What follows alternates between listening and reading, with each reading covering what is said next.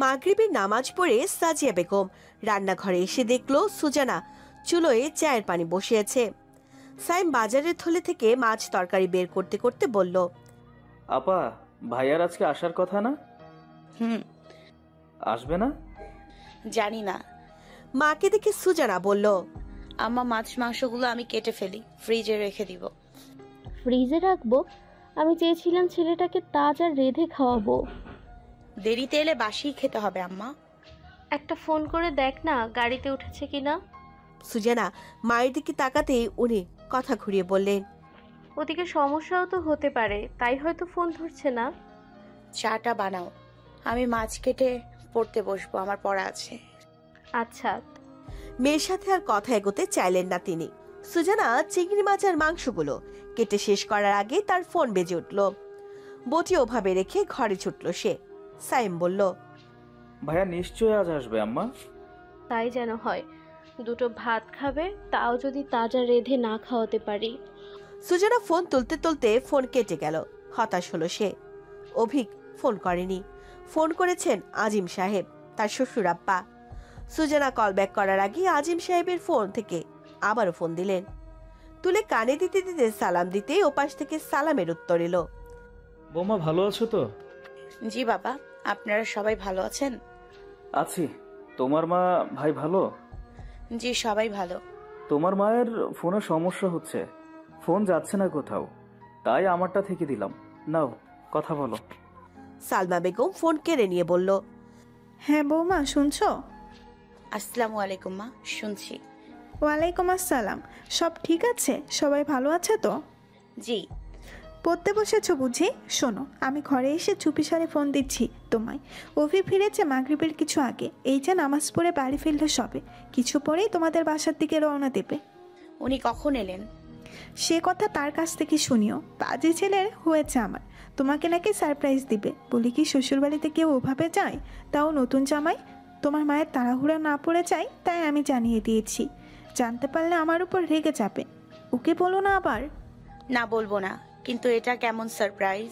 সকাল থেকে ফোন তুলে পড়ে ফোন করবে বলে কেটে দিল, আর সারাদিন খোঁজ খবর নেই। আমি কি আর বলবো, বাপের মতো আক্কেল কম ছেলেটার। তুমি বউ হয়ে গিয়েছো, তাই ওর বদনাম করে ফেলছি। আচ্ছা, বলেছেন খুব ভালো হয়েছে। আমাকে রান্না বান্না বসাতে বলি? বাবুরা ভালো আছে? আছে, সূচনার কাছে যাবে, সকালবেলায় বায়না ধরেছে। কোনো মতে শান্ত করেছি, এখন অফি যাচ্ছে শুনলে আবার শুরু করবে। আমি অফিকে চুপিসারে পাঠিয়ে দিচ্ছি। ওদেরও পাঠান, আমি সামলে নিব। দরকার নেই, কাল 9টা 10টা করে দুজন চলে এসো। আগামী সপ্তাহে আবার যেতে পারবে, সমস্যা নেই। আচ্ছা। সালমা বেগম আরো দু একটা কথা বলে ফোন কেটে দিল। সাজিয়া বেগম জামাই আসছে শুনে খুশিতে নাস্তা আর হরেক রকমের রান্না বান্নার ব্যবস্থা করে নিল রাশেদা বেগমের সাথে। আজ জামাই আদর। অভিক রেডি হয়ে নিচে এলো। সোফায় বসে পায়ের জুতোর ফিতে ঠিক করতে করতে বলল, মা, জেম্মা, বেরোচ্ছি। সুজনা কাল আসছে তো? হুম। খুব ভালো, আমাদের বাড়িতে নিয়ে যাব। ওখানে কি? ওখানে কি মানে? মা আর ছোট মাকে ডাকবো, ও আমার যা, ওকে আমার বাড়িতে নিয়ে যাব না? ওকে নিয়ে সবাই বেড়ালে আমি কাকে নিয়ে বেড়াবো? তুই অনেক সময় পাবি। জিনিয়া দাদুকে ধরে ধরে নিয়ে এসে সোফায় বসিয়ে দিল। সালমা বেগম চায়ের ট্রে এনে রাখতেই সবাই চা নিল। আজিম সাহেব এসে বললেন, আজ চা তো দেরিতে কেন? তোমার ছেলের পেছনে ছুটতে গিয়ে দেরি হয়েছে। অভি, কিছু খাবি না? খালি পেটেই যাক, শাশুড়ি জামাইকে মজার মজার রান্না করে খাওয়াবে। পেট খালি রাখাই ভালো। ঠিক। এই অভি, তোর হোয়াটসঅ্যাপ চেক কর, ওখানে লিস্ট দিয়েছি। কত কেজি মিষ্টি লাগবে আর কি কি লাগবে সব। মনে করে পান সুপারিও আনবি। ঠিক আছে। আর হ্যাঁ, বইয়ের মায়ের সামনে বলবি যে তোকে সিলেটে একা থাকতে হবে, তাহলে ওর মা ওকে বুঝাবে। কি বুঝাবে? মা, সুজানার দিকটাও ভাবতে হবে, পড়ালেখা, চাকরি। এখন ওসব কথা থাক। সুজানা বাচ্চা মেয়ে নয়, ও বুঝে শুনে সিদ্ধান্ত নিবে। তাছাড়া ওর মায়ের সামনে কিছু বলার দরকার নেই অভি। ওর মা শুধু শুধুই ওর উপর প্রেশার ক্রিয়েট করবে। সালমা, তুমি কি চাও আমাদের সিদ্ধান্তে সুজানার খারাপ লাগুক? সেটা কখন বললাম? তাহলে ওদেরকে ওদের সিদ্ধান্ত নিতে দাও। অভি তোমার ছেলে ঠিক, কিন্তু সুজানার স্বামী। ও অভির ভালোটাই চাইবে। থ্যাঙ্কস বাবা। তারপর মায়ের কাছে গিয়ে মাকে জড়িয়ে ধরল, বলল, তোমাকে নিয়ে যাব সিলেটে। মা থাকলে আর ভয় কিসের? সর, পাম দিস না। চালাকি শিখেছে আজকাল। অভিক হো হো করে হেসে মায়ের মাথায় ঠোঁট ছুঁয়ে বলল, মা, শাশুড়ি মায়ের হাতের নাস্তা নিয়ে আসবো তোমার জন্য। তোর শাশুড়ি দিলে তো? আরে আমার চোরা পকেট আছে। জেম্মা কি বলো, আসি? আঞ্জুমা বেগম মাথায় মুখে হাত বুলিয়ে দিলেন। অভিক হাসল, বলল, দাদু আসি। বাবা, জিনি, আপু আসি। অভিক দ্রুত বেরিয়ে গেল। বিচ্ছুগুলো সাথে গেলে তাকে সুজানার কাছে টাছে ঘেঁষতে দেবে না। রান্না বান্না শেষের দিকে সুজানার কথায় সাজিয়া বেগম নাস্তার আইটেম কমিয়ে দিয়েছে। সুজানা বলেছে অভিক তেল চটচটে নাস্তা, ঝাল খুব কম খেতে চায়। খাবার দাবারের প্রতি খুব বেশি যত্নশীল সে। তার পছন্দের খাবারের মধ্যে একটা ডিম পুডিং আর দই। সাজিয়া বেগম তাই এই দুটোর দিকে মনোযোগ দিয়েছে। বাকিগুলো অভিক খেতে চাইলে খাবে, না খেলে নেই। তাছাড়া সুজানা বলেছে নাস্তা খেলে সে আর ভাত খেতে পারবে না। কফি খায় বলে গরুর দুধ জমিয়ে রেখেছেন তিনি। রান্নাবান্না শেষ করে ঘরদোর গুছিয়ে নিয়েছে সুজানা। রোজাও তাকে হাতে হাতে সাহায্য করছে। সুজানা বাড়ি আসায় সে ভীষণ খুশি। সুজানা আপার বিয়ের পর তার একা একা ভালো লাগে না। আজকে দুলাভাই আসবে। দুলাভাই খুব মজার মানুষ। রাশেদা বেগম এসে বললেন, তোর মায়ের সব হয়ে এসেছে, তোকে বলেছে সেলোয়ার কামিজ পাল্টে নিতে। ঠিক আছে। আপা তুমি শাড়ি পরো। কেন? শাড়ি পরলে তোমাকে সুন্দর লাগে। তাই? আন্টি বলেছিল শাড়ি পরার কথা। নতুন বউদের শাড়ি পরলে তখন বউ বউ লাগে। এই যে সেলোয়ার কামিজ পরে আসো, একদম বউ বউ লাগছে না। পেকে গেছিস খুব। ভাইয়া আর সায়েম ভাই গেইটের ওখানে অপেক্ষা করছে। দুলাভাই এক্ষুনি চলে আসবে। তুমি গিয়ে রেডি হও। আমার রেডি হওয়ার তাড়া নেই। তোর দুলাভাই কি আমাকে নতুন দেখছে নাকি? তোমাকে যদি এরকম দেখে বলবে বাপের বাড়িতে কামের বেটি সেজে থাকো। বড় আন্টি শোনো তোমার মেয়ের কথা। মেহুলকে তো জ্বালিয়ে মারবে দেখছি। ভাবিকে কোরবানের আগে ঘরে তুলবে বলেছে আম্মা। আব্বাও ফোন করে বলেছে কথাবার্তা এগোতে। আঙ্কেল দেশে কবে আসছে? মাথায় টাক হলে। সুজানা হেসে উঠল। রোজাও হাসল। রাশেদা বেগম এসে তাড়া দিলেন, আরে আরে এখনো দাঁড়িয়ে আছিস কেন সুজু? যা কাপড় চাপড় পাল্টে মুখ হাত ধুয়ে নে। যাচ্ছি। এমন করছো যেন আমাকে এই প্রথম দেখতে আসছে। সুজানা পেঁয়াজি রঙের শাড়ি পরল। মুখ ধুতে গিয়ে অর্ধ গোসল সেরে নিয়েছে সে। চুল মোছার সময় খবর এলো সরিষা বাড়িতে মশের পা পড়েছে। চারপাশে এমন হইচই পড়ে গেল যেন নতুন বর এসেছে বিয়ে করতে। যদিও বিয়ের পর নতুন জামাই এসেছে।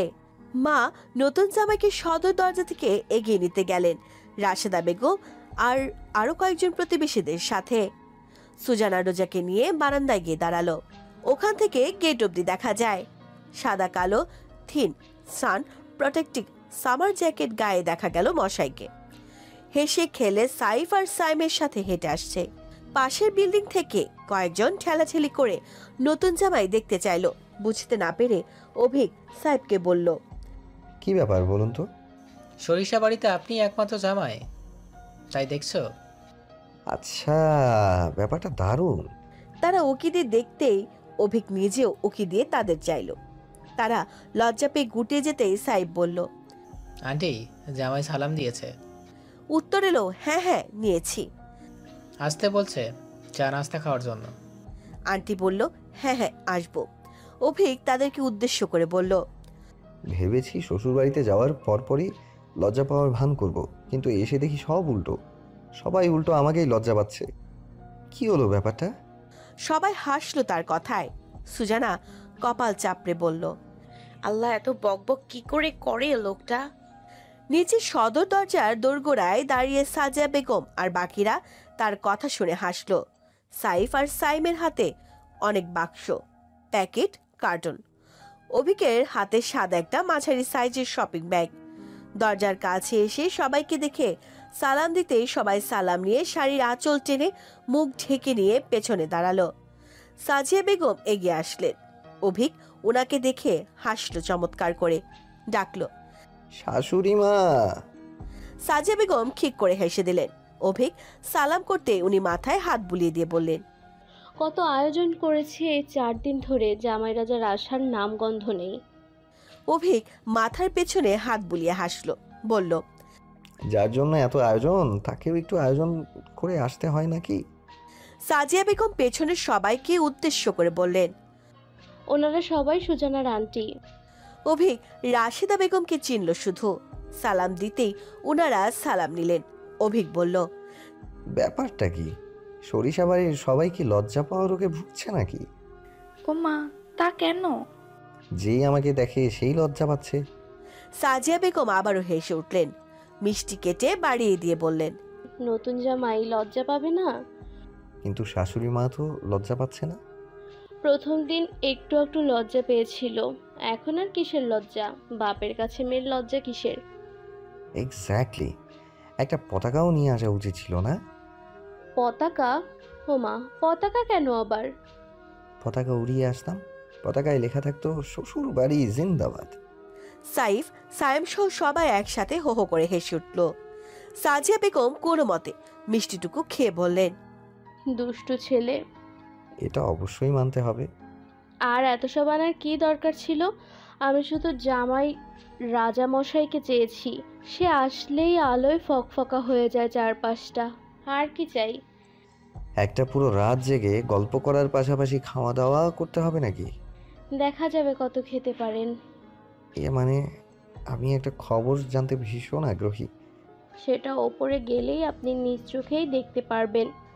সরিষা বাড়িতে মাস্টারের বউদের আবার বিশেষ যত্নে রাখা হয়। অভিক লজ্জা পেল, তাই সশব্দে হেসে উঠে বলল, ভারী টেনশনে ছিলাম, শুনেই আমার পালপিটেশন কমে এলো। সবাই একসাথে হেসে উঠল আবারও। সাইফ আর সাইমের সাথে অভিক তৃতীয় তলায় উঠে এলো। সাজিয়া বেগম সুজানার ঘরে এসে বললেন, জামাই চলে এসেছে, কি কি দেবো একটু এগিয়ে দে, আগে দেখা করেনি। আপা, ভাইয়া যদি এখানে চলে আসে আমার খুব লজ্জা করে, আমি চলে যাই। পাগল, কিছু হবে না, বস। রোজা বসলো না। বেরোতে যাবে তার আগেই দেখলো অভিক সাইফ আর সাইমের সাথে ডাইনিং রুমে প্রবেশ করেছে। সুজানার ঘর থেকে সে বের হতে গেলেই দেখতে পাবে। রোজা বলে উঠল, দেখেছ, বললাম না। আরে কিছু হবে না। সুজানার সাথে দেখা করে আসি। আপনি কোথাও যাবেন না কিন্তু? আমি আছি বারান্দায়। অভিক সুজানার ঘরে পা রাখার আগেই রোজা ফাঁক ফোকর দিয়ে এক ছুটে বেরিয়ে গেল। অভিক ঠোঁট উল্টে সাইফের দিকে তাকাতেই সে বলল, রোজা লজ্জা পেয়েছে, ধরবো আমি সুযোগ পেলে। আমরা বারান্দায় আছি। অভিক মাথা দুলিয়ে ঘরের দরজার কাছে গিয়ে ঘরের ভেতর উকি দিল। সুজানা আলমিরা থেকে নতুন গামছা বের করছিল। অভিক গুটি গুটি পায়ে হেঁটে গেল। সুজানা অভিকের আগমন বুঝতে পারল, নিকটে এসে দাঁড়ানোটা অনুভব করতে পারল। পেছন ফিরে তাকানোর পূর্বে অভিক তার হাত দুটো দিয়ে আগলে ধরে থুতনি ঠেকালো কাঁধে। সুজানার সর্বাঙ্গ কেঁপে উঠল। অভিক গালের সাথে গালটা চেপে ধরতে সুজানা এক পাশে হেলে পড়তে অভিক বলল, Mrs Fardin, I miss you a lot. Sujana অনেকক্ষণ কিছু বলল না, চুপচাপ ওভাবে থাকলো। আলমিরার আয়নায় অভিককে দেখল। অভিক সেখানে তাকে ভ্রু নাচালো, বলল, এই দেখুন আপনি আমার অভাবে কতটা শুকিয়ে গেছেন। মুখ শুকিয়েছে, চোখ শুকিয়েছে, ঠোঁট শুকিয়েছে। সুজানা হাসতে চাইল না, তারপরও চাপা হাসলো। যদিও এভাবে তার শান্তি লাগছিল। এই কাঁপিয়ে দেওয়ার স্পর্শ আর ঘ্রাণটার মাঝে ডুবে থাকতে ইচ্ছে করছিল। তারপরও বলল, এখন যদি কেউ চলে আসে আর এ অবস্থায় দেখে নেয়, তার দায়টা কে নেবে? নিঃসন্দেহে আমি। আচ্ছা। অভিক হাসলো। সুজানাকে সামনে ফিরিয়ে আবারও দুহাতের বাঁধনে আষ্টে পৃষ্ঠে বেঁধে নিয়ে কপালের এক পাশে ঠোঁট ছুঁয়ে মুখটা মাথায় ঠেকিয়ে রাখলো, বলল, আপনি আমাকে মিসটিস করেননি নাকি? করেছি। রাগও করেছেন? করব না। অবশ্যই করবেন, কিন্তু সারপ্রাইজটা দিতে পারলে আপনার রাগ করা নিয়ে এত আফসোস হতো না। সারপ্রাইজটাও ঠিকঠাক দিতে পারলাম না, এদিকে আপনি রাগ করে আছেন। মা সবটা ভাসিয়ে দিয়েছে। জেনেছেন কিভাবে? আপনি নাকি ছাড়া নবকুঠির জমছে না ঠিক। আপনিও ছাড়াও তো জমে না। অভিক কথাটার মর্মার্থ বুঝতে পেরে হেসে সুজানার মাথাটা আলতো করে বুকে চেপে চুলে বিলি কাটতে কাটতে বলল, কিচ্ছু করার নেই, একটা বছর থাকতে হবে, তারপর দেখা যাবে। এটা অবশ্য আপনার জন্য ভালো হয়েছে। আপনাকে আমি ডিস্টার্ব কম করব, আপনি পড়াশোনায় মনোযোগ দিতে পারবেন। সুজানা মুখ তুলে আবারও তার মুখের দিকে তাকালো, বলল, আপনি না থাকলে আমার পড়াশোনায় একদমই মন বসে না। ওখানে কি করছেন, কি খাচ্ছেন, ভালো লাগে না আমার। আমি সপ্তাহান্তেই চলে আসব। সত্যি? অভিক চোখ নিভিয়ে সম্মতি জানালো। সুজানা হাসলো। অভিক বলল, এটাই এতক্ষণ মিস করছিলাম। না, আমি রেগে আছি। অভিক আলতো করে নাকে নাক ঘষে বলল। আর আমি রাগ ভাঙাতে আছি। সুজানা হেসে উঠে মিশে থাকলো তার প্রিয় ঘ্রাণটির সাথে। খাওয়ার টেবিলে সবাই বসে নাস্তা খাওয়া হলো। অভিক সবকিছু থেকে হালকা পাতলা কিছু খেলো। সাজিয়া বেগম বিবরণ দিচ্ছিলেন কখন কোনটা করেছেন। অভিকের মনে হয়েছিল সবকিছু থেকে খাওয়া উচিত, তাহলে কষ্টটা সার্থক হবে। সে যা ভেবেছিল তাই। সাজিয়া বেগম মহা খুশি জামাই সবকিছু থেকে খেয়েছে বলে। তারপর সে রোজাকে ধরে আনলো সুজানার পেছন থেকে। সে সালাম দিল। অভিক সালামের উত্তর দিয়ে বলল, গোলাপি শালিকা। রোজা লজ্জা পেয়ে এক হাতে চোখের উপর রাখলো। সুজানা বলল, ও লজ্জা পাচ্ছে, ছেড়ে দিন। না, ছাড়া যাবে না। আমার একমাত্র শালিকা, গোলাপি নামটা ভালো হয়েছে না সুজানা? সুজানা হাসলো। সাইব বলল, দুলাভাই আসছে বলে তো ভীষণ খুশি ছিল, এখন এত লজ্জা কেন? রোজা সাইফের দিকে চোখ গরম করে তাকালো। অভিক বলল, তাই? দুলাভাইকে তাহলে পছন্দ? সুজানা বাটিতে দই তুলে দিতে দিতে বলল, ওকেও বিয়ে দিব। সিরিয়াসলি? হুম। তাহলে তো বর খুঁজতে হবে। শালা বাবু আমাকে মনে করিয়ে দিয়েছে তো। সাইম কান চুলকে হাসলো। সুজানা বলল, গুড নিউজটা শুনেছেন আপনি? সাইফ ওয়াহিদের চাকরি নিয়ে? জানেন দেখছি। আপনার কি আমাকে বোকা মনে হয়? সুজানা কাজ থামিয়ে তাকালো। জীবনে একবার সে বোকা ভেবেছিল তাকে, এরপর ভুলেও না।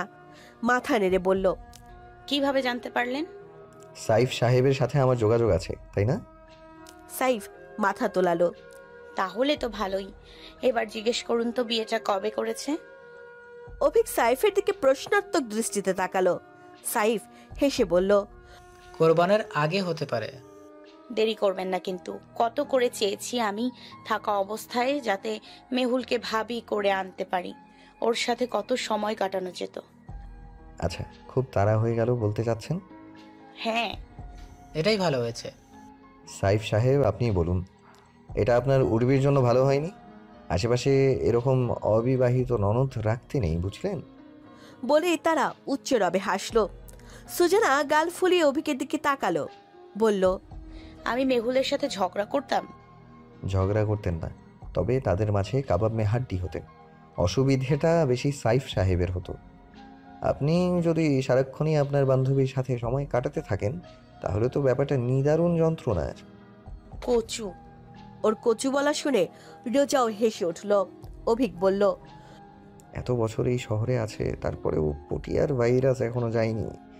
সবাই আবারও হেসে উঠল। তাদের আড্ডার সমাপ্তি নেই। অভিক এক ফাঁকে রান্নাঘরে চলে গেল। সুজানা যখন থেকে নবকুঠির একজন, তখন থেকে সেও এখানকার একজন। রান্নাঘরে তাকে দেখে রাশেদা বেগম ডাকলো সাজিয়াকে। সাজিয়া বেগম গরুর কলিজা ভাজি শেষে ভাত বসিয়েছেন। মাছ মাংস রান্না শেষ।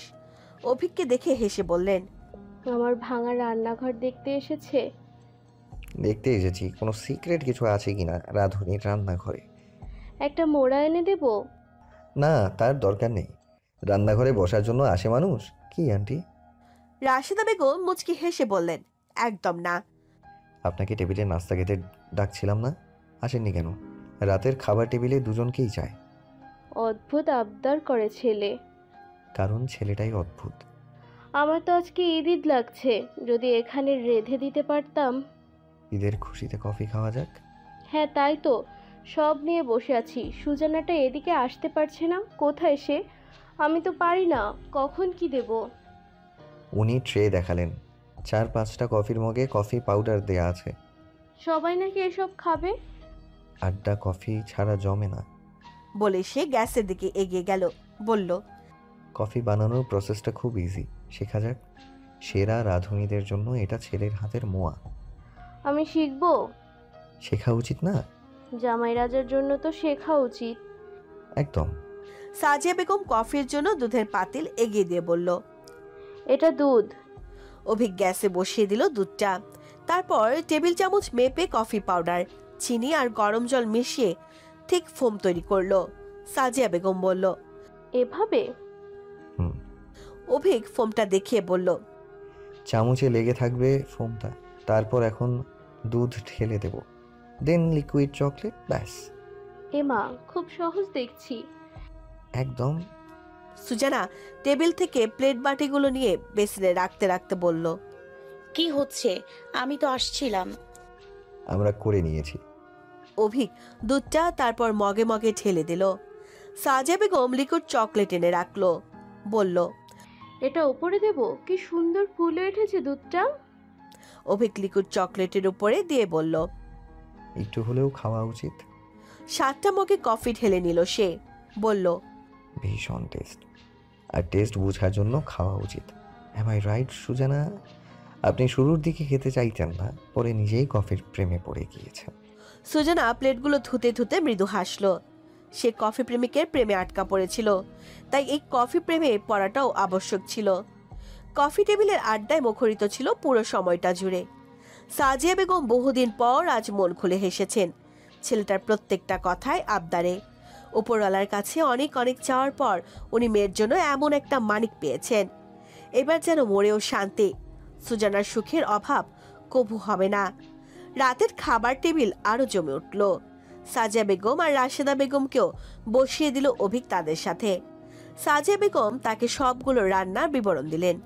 বাগদা চিংড়ি দিয়ে কচুর লতি রেঁধেছেন উনি, শুটকি ভর্তাও করেছেন, গরুর কলিজা ভাজি, গরুর কালা ভুনা, গরুর নলা ঝোল, চিকেন মশালা, পুরো আস্ত মুরগির রোজ, যেটা চট্টগ্রামের নতুন অতিথিদের ক্ষেত্রে বেশি ব্যবহার হয়, রুই মাছের দো পেঁয়াজা, ডিম কাসুন্দি, ইলিশ মাছের ডিম, সালাদ।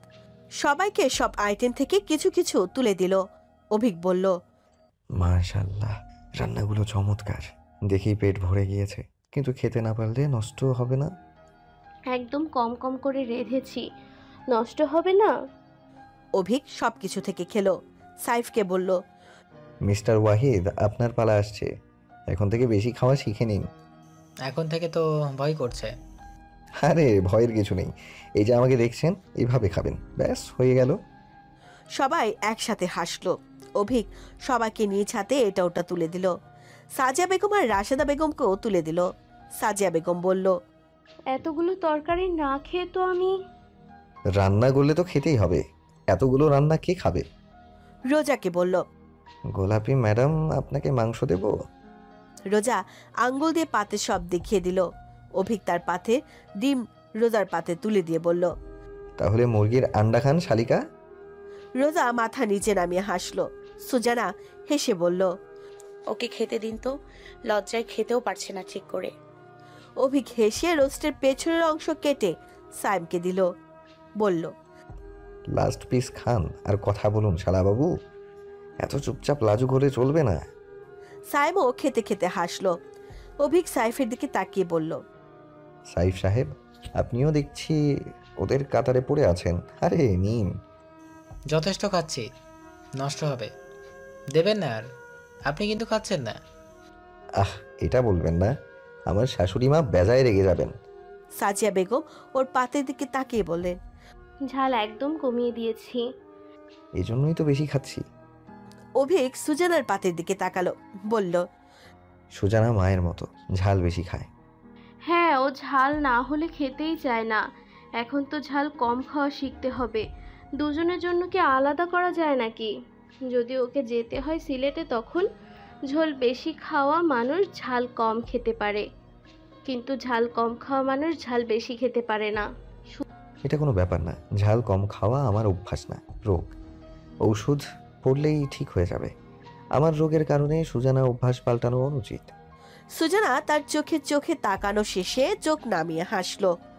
কাকে কখন কোন জায়গায় কিভাবে বুঝিয়ে দিতে হবে তা অভিক ফারদিনের কাছে শেখা উচিত। এর জন্যই উনি মাস্টার মশাই। সুজানার রাতের খাওয়া দাওয়া শেষে সাইফ মেহুলের বিয়ে নিয়ে তাদের সবার গল্প গুজবে ঘড়ির কাঁটা তখন 12টা পেরিয়ে গিয়েছে। শাশুড়ি জামাইয়ের গল্প তো শেষ হওয়ার নয়।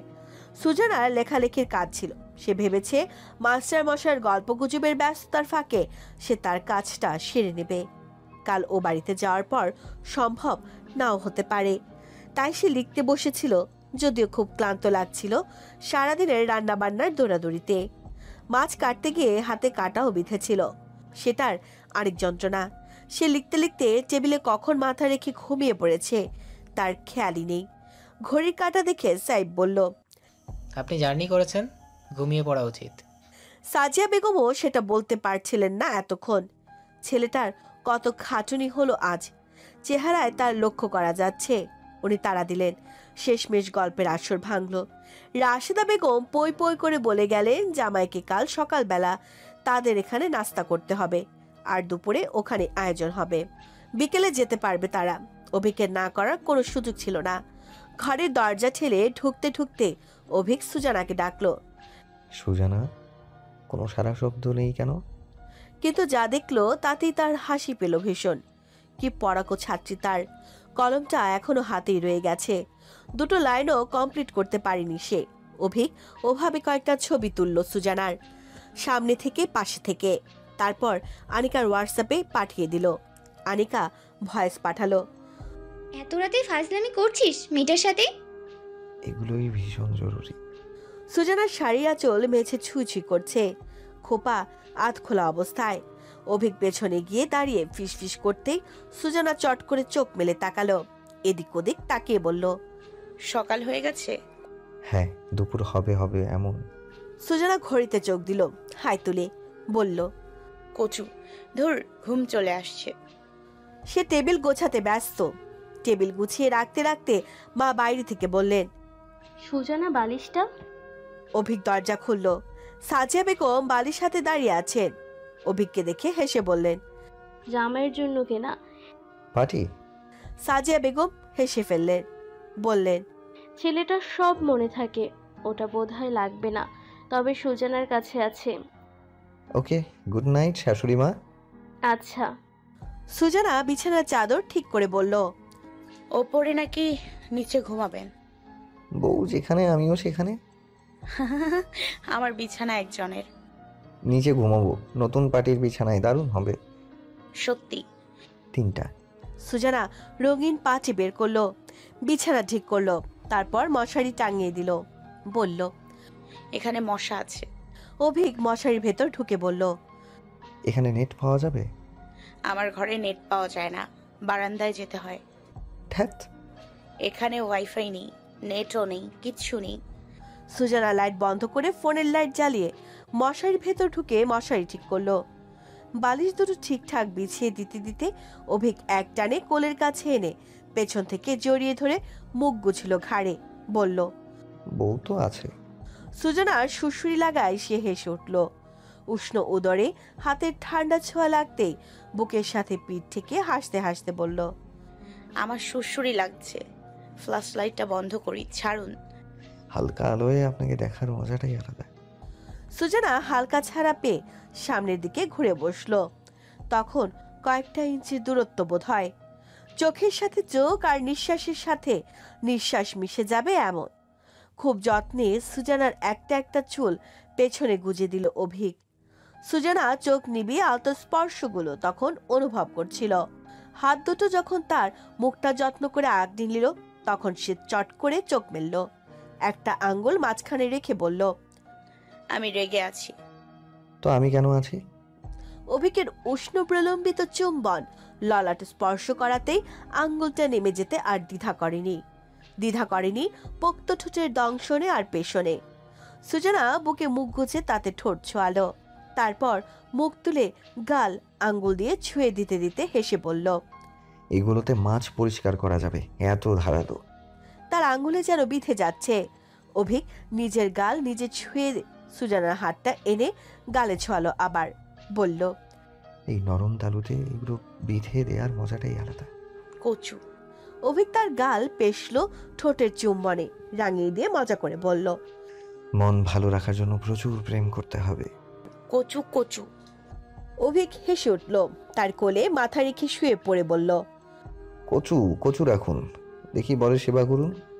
সুজানা তার চুল বিলি কাটলো, তার সর্বাঙ্গে তখনও শিহরণ। সে মিনমিন করে বলল, সবাই থাকা সত্ত্বেও আপনি না থাকলে আমার বাড়িতে খুব একা লাগে, আপনি থাকলে সব ভালো লাগে। ভার্সিটির ক্লাস না থাকলে বইপত্র সহ আপনাকে নিয়ে যাব, টুনাটুনি রেঁধে বেড়ে খাবো, সিলেট শহরটা ঘুরবো, মজা হবে না? তারপর আপনার পড়াশোনা শেষ হবে, আমারও এদিকে বছরটা ঘুরে যাবে, ততদিনে আপনার পাসপোর্টও হয়ে যাবে, আর তারপর হানিমুনে যাব। হানিমুন? অতদিন পর মানুষ হানিমুনে যায়? আমরা যাব। সুজানা কিছুক্ষণ কোনরূপ শব্দ ছাড়াই বসে থাকলো। তার এরূপ অবস্থা দেখে অভিক হো হো করে হেসে উঠে সরে পড়ল বালিশে। সুজানা তার দিকে ঝুঁকে বলল, মজা করছেন আবার হাসছেন? অভিক হাসি থামানোর চেষ্টা করলো। সুজানাকে টেনে বুকের ওপর এনে দুহাতে আগলে রাখলো, বলল, একটাই মানুষ আমার, হাসি মজা তার সাথেই তো করব। সুজানা তার কপালে চুলগুলো নিয়ে খেলতে খেলতে কপালে ঠোঁট ছোঁয়ালো, বলল, শুনুন না, একটা কথা বলতাম। শুনছি।